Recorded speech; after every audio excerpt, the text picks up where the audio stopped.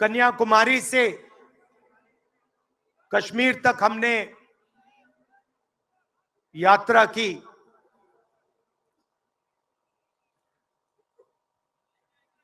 यात्रा करनी पड़ी। अगर मैं अपने आप से पूछता 2004 में, 2010 में, 2014 में कि मुझे 4000 किलोमीटर कन्याकुमारी से कश्मीर चलना पड़ेगा, मैं ऐसी बात सोच भी नहीं सकता था।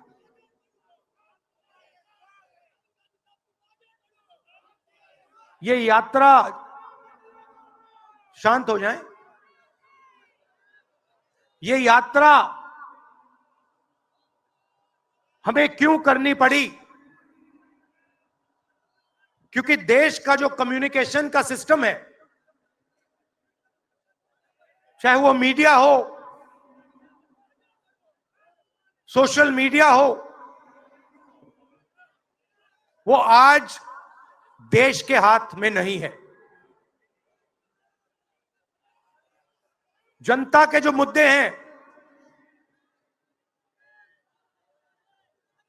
बेरोजगारी, हिंसा, नफरत, महंगाई, किसानों के मुद्दे, अग्निवीर के मुद्दे, जवानों के मुद्दे, वो मुद्दे आपको मीडिया में नहीं दिखाई देंगे। तो हमने ये यात्रा करनी पड़ी क्योंकि और कोई चारा नहीं था। देश के ध्यान को पकड़ने के लिए विपक्ष को 4000 किलोमीटर, और सिर्फ राहुल गांधी नहीं चला, यह गलतफहमी में मत रहिए कि ये राहुल गांधी चला है। सब पार्टियों के, सब विपक्ष के पार्टियों के लोग चले, सब नेता आए, हिंदुस्तान का पूरा विपक्ष इन यात्राओं में शामिल हुआ। शरद पवार जी आए, उद्धव जी आए, तेजस्वी आए।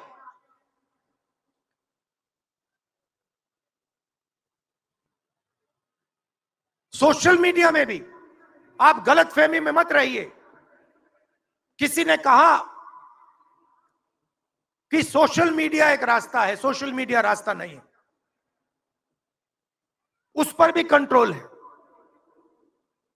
अमेरिका की कंपनियों पे दबाव है।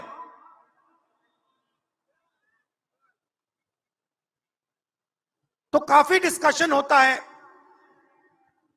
कि हम बीजेपी से लड़ रहे हैं।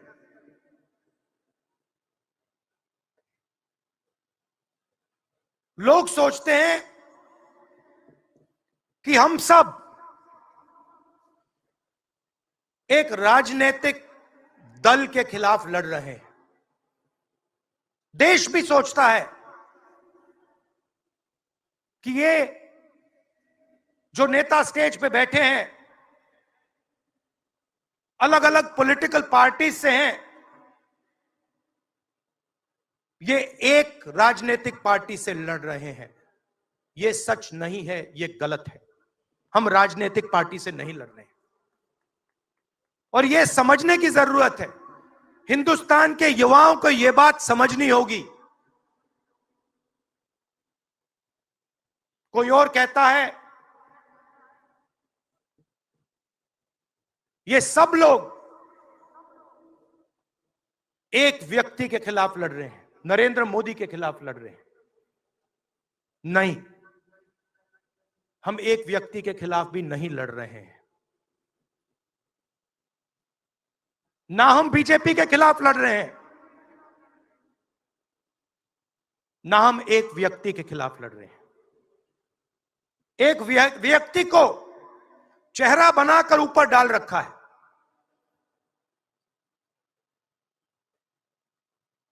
हिंदू धर्म में शक्ति शब्द होता है। हम शक्ति से लड़ रहे हैं, एक शक्ति से लड़ रहे हैं। अब सवाल उठता है, वो शक्ति क्या है? जैसे किसी ने यहां कहा,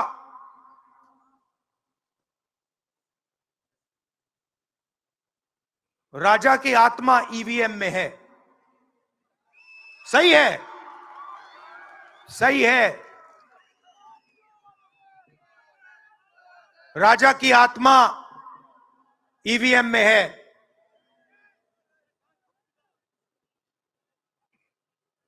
हिंदुस्तान की हर संस्था में है, ईडी में है, सीबीआई में है, इनकम टैक्स डिपार्टमेंट में है। एक वरिष्ठ नेता, नाम नहीं लेना चाहता हूं, इसी प्रदेश के एक वरिष्ठ नेता कांग्रेस पार्टी को छोड़ते हैं और रो के कहते हैं, मेरी मां से रो के कहते हैं कि सोनिया जी, मुझे शर्म आ रही है, मेरे में इन लोगों से, इस शक्ति से लड़ने की हिम्मत नहीं है, मैं जेल नहीं जाना चाहता हूं। और ये एक नहीं है, ऐसे हजारों लोग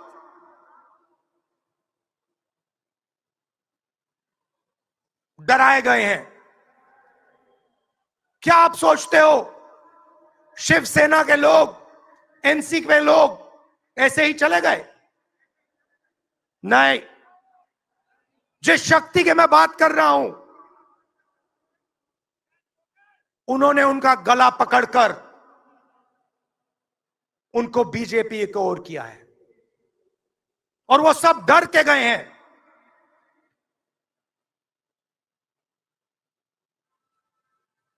चार 4,000 किलोमीटर चला, उसके बाद 6,000 किलोमीटर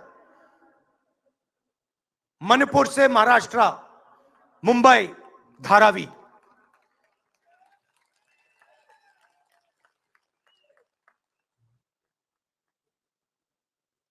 क्या मैंने देखा, क्या सुना, मैं आपको समझा नहीं सकता, शब्दों में नहीं बता सकता मैं आपको। बोल रहा हूं तो बात याद आई, मेरे पास एक युवा आता है, जीप पर कूदता है, सिक्योरिटी वाले उसको मारते हैं,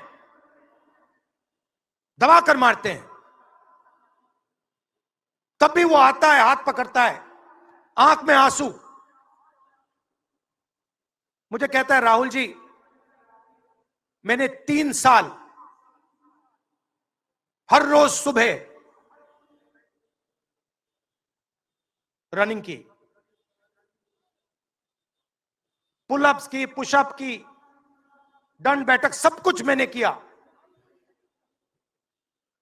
मेरे दिल में देशभक्ति थी।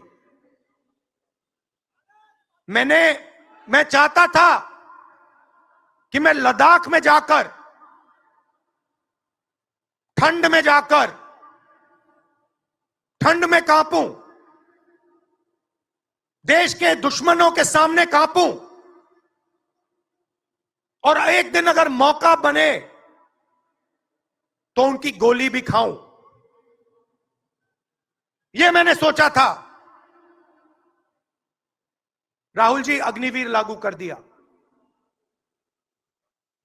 मेरे देश ने मुझे धोखा दिया है। नहीं, तुम्हारे देश ने तुम्हें धोखा नहीं दिया, तुम्हारी सेना ने तुम्हें धोखा नहीं दिया, उसी शक्ति ने तुम्हें धोखा दिया है।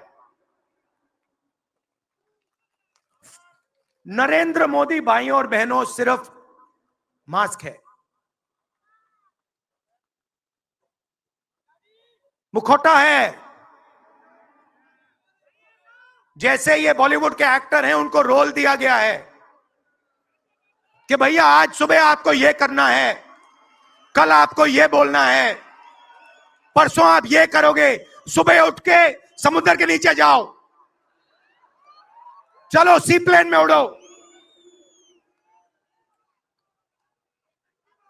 56 इंच की छाती नहीं है, खोखला व्यक्ति है।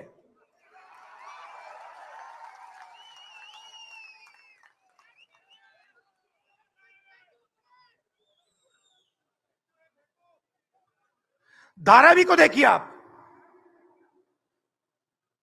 मुझसे पूछा गया कि ये जो यात्रा होगी कहां से कहां होगी। मैंने सोचा, एक बात क्लियर थी, मणिपुर से शुरू होगी। क्यों? वहां पे इसी शक्ति ने सिविल वॉर का माहौल बना रखा है। भाई भाई को मार रहा है, गोली मार रहे हैं, तो शुरुआत तो वहां से होगी। और फिर मैंने सोचा, अगर हिंदुस्तान को नया विजन देना है तो यात्रा धारावी में खत्म होगी। यह हुनर का कैपिटल है, हिंदुस्तान के टैलेंट का, स्किल का, हुनर का कैपिटल है। और इनको यहीं से, मुंबई से, इनके घरों से वही शक्ति इनको उठाकर बाहर फेंक रही है।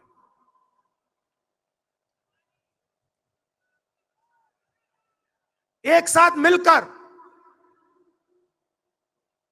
वही शक्ति इन लोगों की जिंदगी बर्बाद करने में लगी हुई है। मैं आपको इस स्टेज से बता रहा हूं, चाइना में एक शहर है, उसका नाम शेंजन है। सच्चा मुकाबला उस शहर से है, जो आपको मीडिया में कभी कोई नहीं बताएगा। धारावी शेंजन का मुकाबला कर सकता है।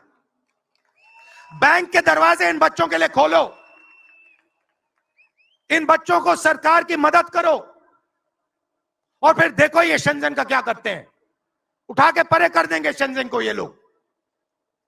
Made in Mumbai, made in Dharavi, made in China को उड़ा के हटा देगा, परे कर देगा। मगर नहीं, 22 लोग हैं यहां पे,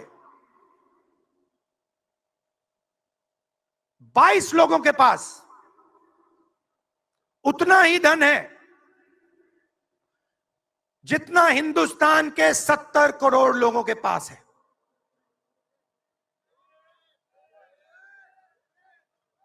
हिंदुस्तान में इंटरनेशनल एयरपोर्ट खुलवाने के लिए साल लग जाते हैं।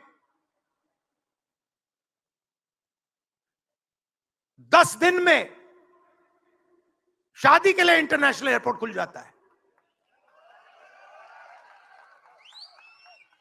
वो ठीक है, कोई बड़ी बात नहीं है। अगर 10 दिन में शादी के लिए खुल जाता है, वो ठीक है, करना है करो। मगर बाकी हिंदुस्तान में भी तो खोलो, बाकी प्रदेशों में खोलो। इन्होंने क्या गलती की है?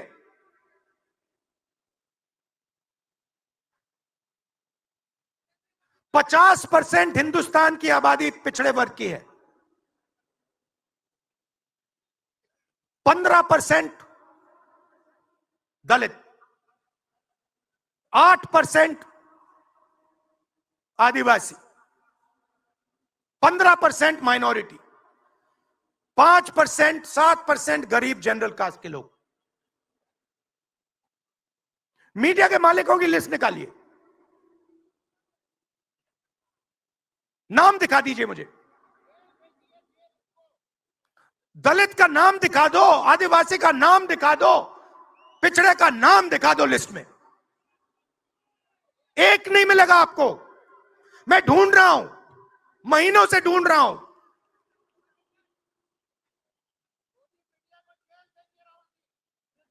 इनकी गलती नहीं है बेचारों की।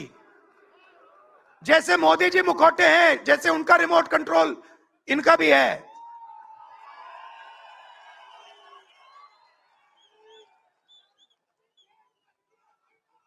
मीडिया में कोई नहीं।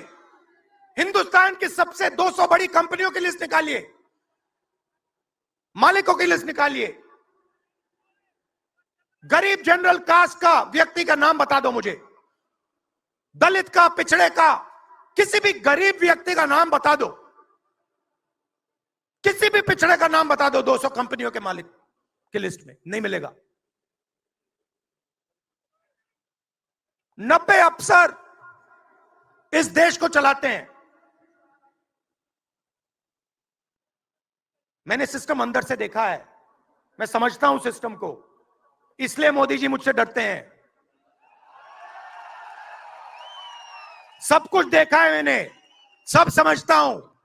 मैं अंदर बैठता था उसमें, सालों में अंदर बैठा हूं। कोई नहीं छुप सकता मुझसे, और मुझे दबा भी नहीं सकते हैं। मोदी जी को दबा सकते हैं तो 90 लोग हैं, उसमें 3 पिछड़े हैं, 3 दलित, 1 आदिवासी। फर्स्ट जनरेशन गरीब जनरल कास्ट का मुझे दिखा दो, उसमें 1 नहीं मिलेगा। बजट में 100 रुपए खर्च होते हैं,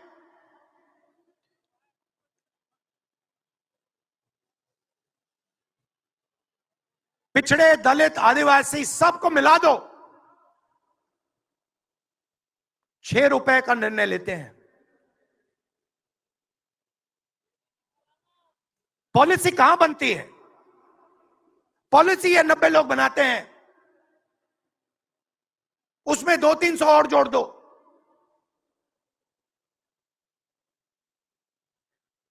उसमें 50-60 अरबपति जोड़ दो।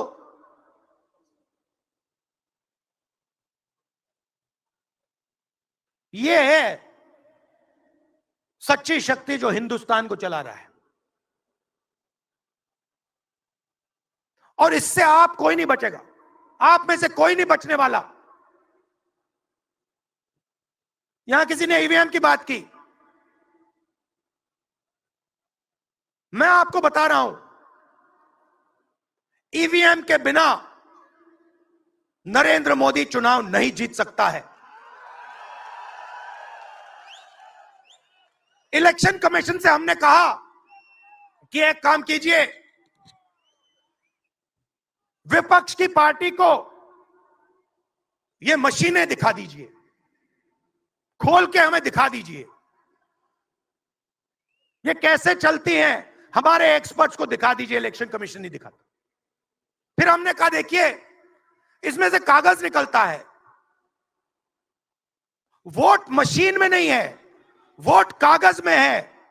ठीक है, आप मशीन चलाइए, मगर कागज की भी गिनती कर दीजिए। इलेक्शन कमीशन कहता है नहीं, कागज की गिनती नहीं होगी। क्यों नहीं होगी? कैसे नहीं होगी? सिस्टम नहीं चाहता कि ईवीएम की गिनती हो जाए। क्यों?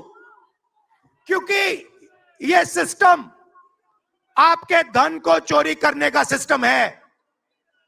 ये आप लोग जीएसटी देते हो, उतनी ही जीएसटी देते हो जितना अदानी देता है। 18% शर्ट पे देते हो, उतनी वो देता है। उसकी आमदनी लाखों करोड़ रुपए, आपकी 50,000 रुपए, और फिर देखो पैसा कहां जाता है। कोई भी स्कीम देख लो,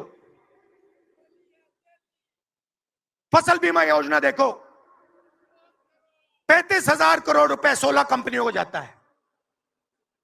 उसमें आपको एक दलित नहीं मिलेगा, एक पिछड़ा नहीं मिलेगा, एक गरीब नहीं मिलेगा। कानून ये 90 लोग बनाते हैं, पैसा जाता है 16 कंपनियों में। और जब हमारे किसान कहते हैं ओला गिर गया, बारिश हो गई, बर्बाद हो गए, वो कहते हैं भैया नहीं, तुम्हें मुआवजा नहीं मिलेगा, ये तुम्हारा है ही नहीं, तुम्हें कैसे मिलेगा, मर जाओ जाके। नरेंद्र मोदी जी का काम आपके ध्यान को भटकाने का है।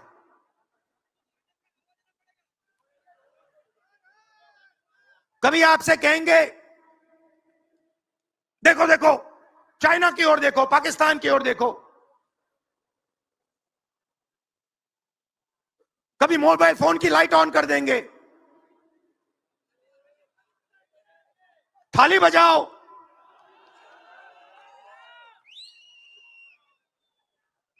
कभी कहेंगे देखो मेरा अपमान कर दिया, जैसे अभी किसी ने उनकी पत्नी के बारे में बोला, अब कहेंगे देखो मेरा अपमान कर दिया, ध्यान भटकाने के लिए। अब देखना होगा।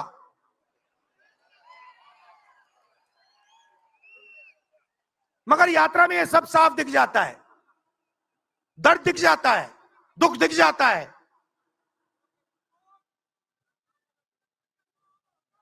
चालीस साल से सबसे ज्यादा बेरोजगारी हिंदुस्तान में आज है।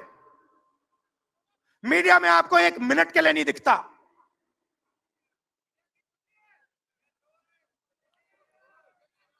मोबाइल फोन आप देखते हो, चाइना का मोबाइल फोन, शर्ट खरीदते हो, चाइना की शर्ट, जूते खरीदते हो, चाइना के जूते। चाइना के युवा को फायदा हो रहा है, और किसको फायदा हो रहा है?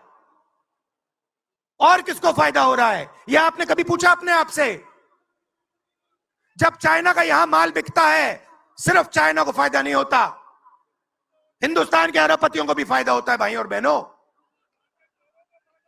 इसलिए धारावी को कभी उठने नहीं देंगे। इसलिए धारावी को यह सरकार कभी सपोर्ट नहीं दे सकती।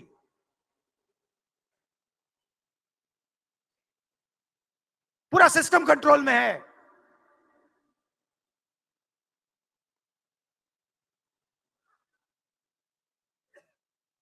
जब इनकी पहले सरकार आई, मैं आपको दिल की बात बताता हूं, पहले इनकी सरकार आई, अरुण जेटली मेरे पास आते हैं,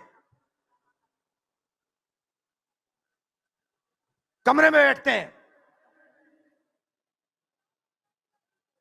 और मुझे कहते हैं राहुल, ये जो लैंड एक्विजिशन का मामला है,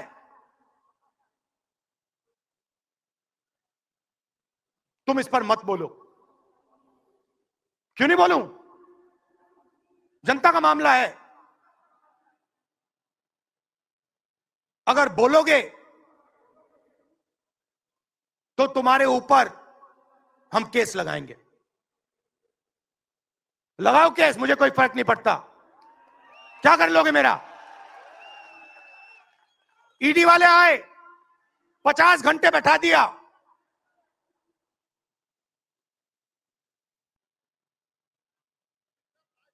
अंत में पता है क्या बोलता है ईडी का अफसर? मुझे पता है क्या बोलता है? कहता है राहुल जी,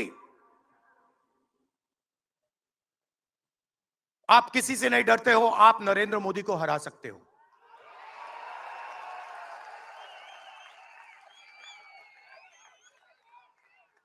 ईडी का अफसर बोलता है मुझे।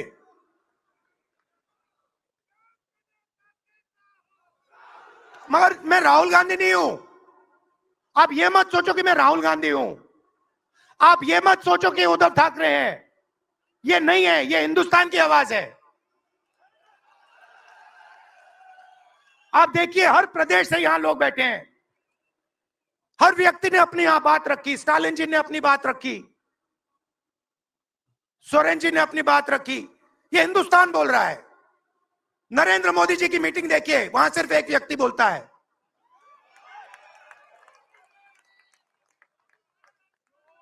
गडकरी जी परे हो जाते हैं, माला के बाहर निकाल देते हैं उनको। इसलिए हमने इसको इंडिया गठबंधन नाम दिया है। ये हिंदुस्तान की रक्षा कर रहा है। ये सब लोग डरे नहीं हैं। ये सब लोग उसी सिस्टम का मुकाबला कर रहे हैं। आज नरेंद्र मोदी के पास भ्रष्टाचार की मोनोपोली है।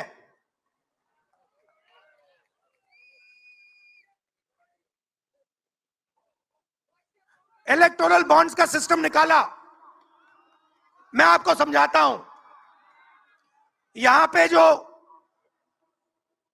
छोटे छोटे सड़कों पे ना एक्सटॉर्शन चलता है, हफ्तेबाजी चलती है ना, वो नेशनल लेवल पे कर रहे हैं ये लोग। मैं बता देता हूं, 4 तरीके की हो रही है। एक, पहले ये कॉन्ट्रैक्ट देते हैं, सरकार कॉन्ट्रैक्ट देगी और सीधा परसेंटेज लेगी। इलेक्टोरल बॉन्ड देख लीजिए, उसमें साफ है, कंपनी को कॉन्ट्रैक्ट मिलता है, उसके एकदम बाद वो बीजेपी को हफ्ता देना शुरू कर देती है।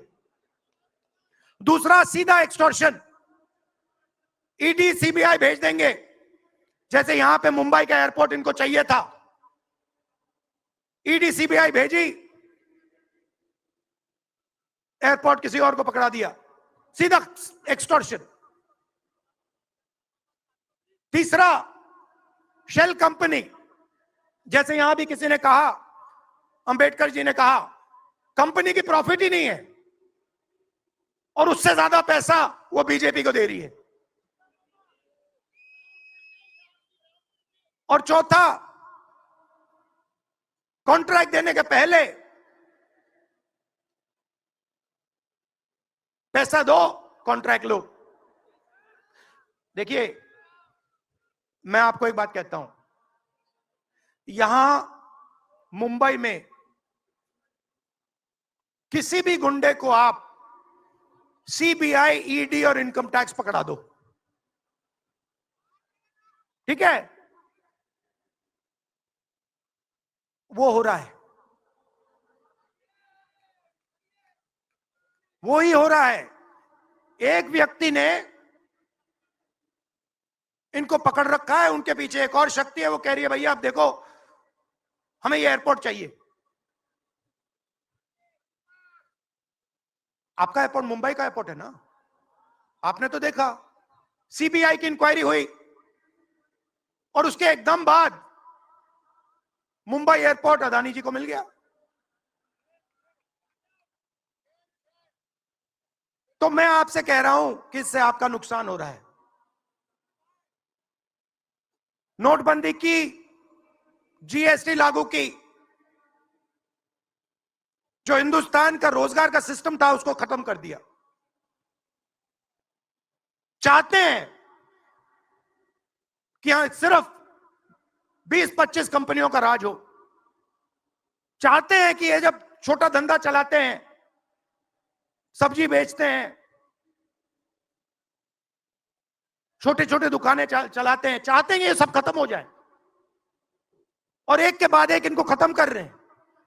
स्मॉल और मीडियम मैन्युफैक्चरिंग जो है उसको सबको खत्म कर रहे हैं। यही लोग तो चाइना का मुकाबला कर सकते हैं। जो स्मॉल और मीडियम इंडस्ट्री है वही तो चाइना का मुकाबला करेगी, वही तो देश को रोजगार देगी। उस नींव को उड़ा रहे हैं।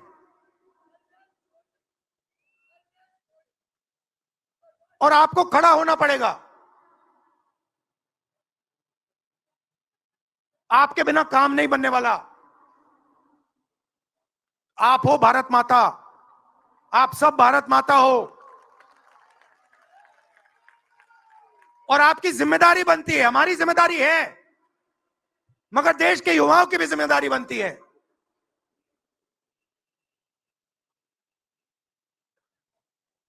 पूरा देश अग्निवीर के खिलाफ है।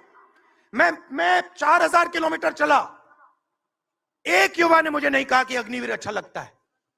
वो जो रो रहा था मुझे कहता है राहुल जी मैं नहीं जाऊंगा, मैं नहीं जाऊंगा, मैं अग्निवीर नहीं बनूंगा। और फिर मुझे कहता है राहुल जी जहां पे पहले हम दौड़ने जाते थे वो सब खाली पड़ा है। यात्राओं से मुझे बहुत सीखने को मिला, दर्द भी हुआ, चोट भी लगी,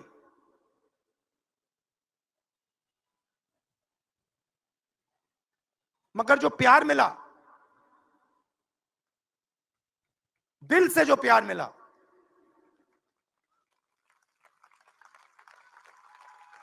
वो उसका कोई मुकाबला ही नहीं है। मैं कह नहीं, बता ही नहीं, समझा नहीं सकता आपको। और जो भी आप मुझसे करवाना चाहो, जहां भी आप मुझे बुलाना चाहो, मैं आपके लिए और इस देश के लिए हाजिर हूं। यह नफरत का देश नहीं है, यह मोहब्बत का देश है। नफरत जानबूझ के फैलाई जा रही है। नफरत इसलिए फैलाई जा रही है कि आप अपना ध्यान इधर उधर करो और आपके जेब में से आपका पैसा लूटा जाए, छीना जाए।